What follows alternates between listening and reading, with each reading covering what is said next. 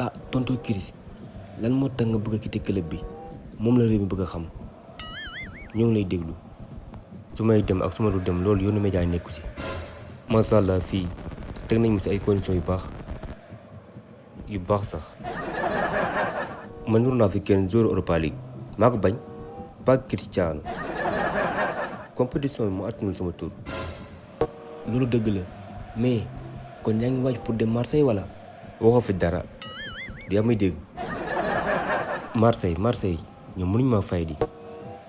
gisoo club yu mag yëpp ma lañu nekk di xëccoo. bërga démb rek woon nañ ma. ay club yu mag riis mel ñu leen neex di dagg boobu gàcce di gagné ay trophée surtout. mais dama joxe woon sama kàddu ak benn équipe. est-ce que mën nañ xam ban équipe la ak fu mu nekk. non moo lañ koo xam bàyyi leen noonu rek parce que instant bi dañoo nekk di travail ci contrat bi ba pare ma li may dugg mu sotti bariwul. bëgg naa leen ko wax mais instant bi ak situation bi ni mel ni mënul nekk.